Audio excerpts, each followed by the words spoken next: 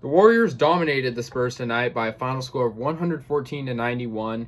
And yeah, so basically last night, same game, right? Warriors were playing the Spurs in San Antonio, and they played horrible. It was only a 5-point loss, but still they played horrible. Tonight they destroyed them. It was a really good win out there. And in the first half, at halftime it's tied 50-50. That's the score, 50-50. And I was thinking, like, the Warriors aren't playing good. One thing they couldn't get going was layups. I couldn't emphasize this enough. They were missing layups, and like they weren't even contested really. They would just be missing layups. So in the second half, they turned it around and they outscored the Spurs in both third and fourth quarter by a lot. And Curry went off. It was amazing. He's been awesome this whole year. 32 points for Stephen Curry, 14 for Wiggins, 11 for Toscano Anderson. He's been real good, and he's been super unselfish with the ball. Toscano Anderson isn't afraid to pass the ball, and that's one thing I really admire about his game. 3 assists for him. Draymond Green is really the same way. He only has 6 points, but he has 11 assists, and I think he made up for the mishap he had last night where he just shot the ball from half court. But we're putting that in the past, right? Pascal coming off the bench, 15 points. Dude is amazing. He's been injured a little bit, and I'm happy he's in the game because, when he's in the game, we win. Damian Lee had 3 3-pointers. He started off 3 for 3 on threes, and that was the reason the Warriors were even in this game, is because Damian Lee was scoring. He had 11 points total, and Bazemore had 10. He could also shoot the 3 pretty well. So the Warriors still, without an actual center, showed that they could win, and the Spurs really didn't have an answer for it, at least in the second half. I mean, looking at the Spurs, no guy exceeded 20 points. The highest score was Rudy Gay, actually coming off the bench with 17. Fun fact, I actually met Rudy Gay a year ago. But that's besides the point, right?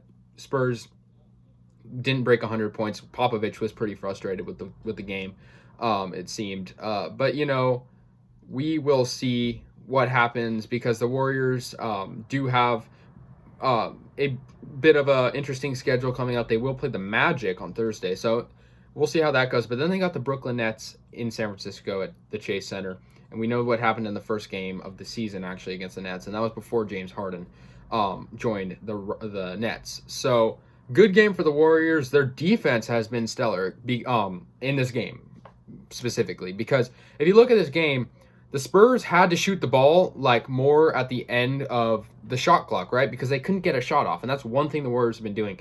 Yeah, they don't have a center, but one thing, Pirtle, the big man, I don't know if he's a center, but he's the bigger guy for the Spurs.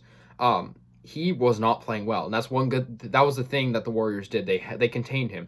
He was making sloppy passes. He was throwing the ball out of bounds. He was getting close to a 24-second violation. And why is that? It's because the Warriors' defense was containing him. Pirtle only ended up with 4 points in 20 minutes. So that is really good in my opinion. If they can do that, I'm not sure when Wiseman's making a return, but when they play the Magic, if they can do that against Vucevic or whatever, that'll be good, because that's, if you can get the center to not play to his highest ability, that is a W in my mind. So that's a good game. One guy that stood out for me was Vassell on the Spurs. He played pretty good, but they had no match for the Warriors. And this was one of those games.